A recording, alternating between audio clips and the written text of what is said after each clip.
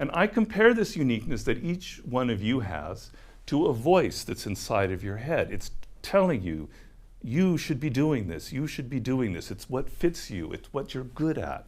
And the thing about it is that it's not this, comes from the superhuman genius at all. All of that power came from a person who simply worked harder, who was so obsessed with detail that he put in hours that nobody else would think of.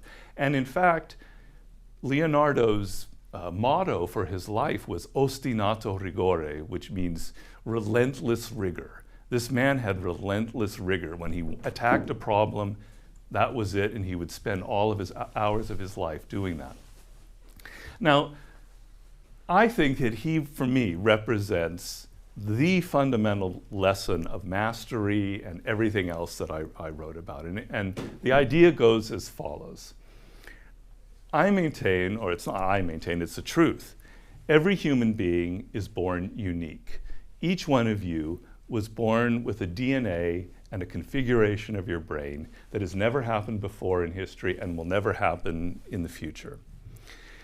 This uniqueness that you have is manifested in your early years when you're a child by the fact that you're drawn towards certain activities.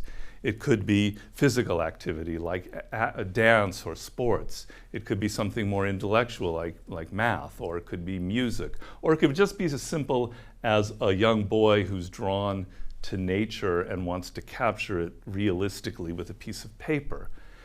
Whatever it is, it's a sign that you are drawn to this thing in a way that's pre-verbal, you can't even explain. And that is the manifestation of your uniqueness.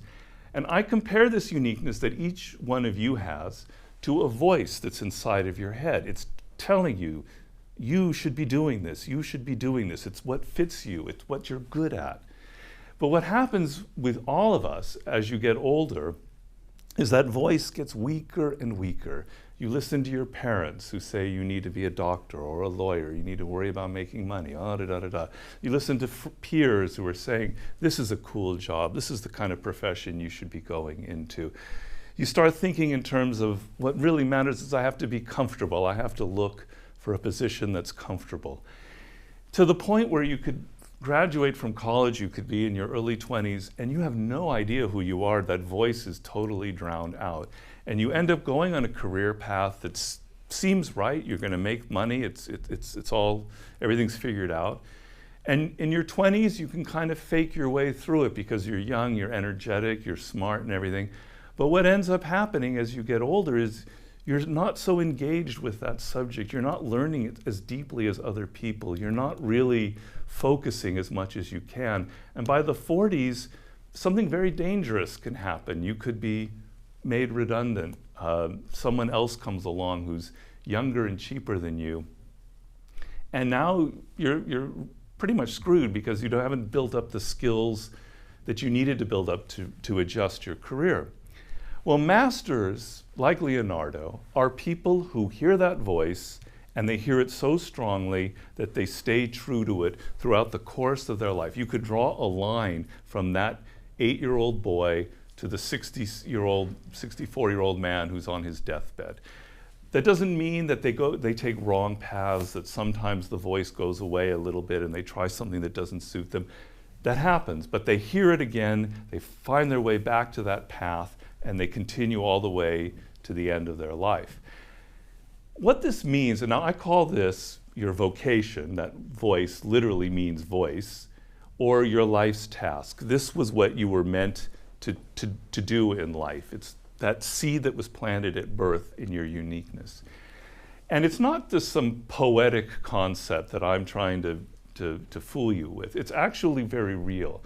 Because what happens when you know your life's task and you pursue it, in those early years of entering your field, you are so deeply engaged in it, you're so curious for its own sake that you pay greater attention, you learn faster, you enter what I call the cycle of accelerated returns. When you're excited and you learn something, now the practice becomes more pleasurable and you practice harder. And as you practice harder, it gets more pleasurable and you practice harder and harder and harder until it's like generating a motor. and you have a very intense apprenticeship. And by the end of your career, or 10 or 20 or 30 years down the line, what you're able to do is so unique. It is such a reflection of your individuality that you have realized that seed that was planted at your birth.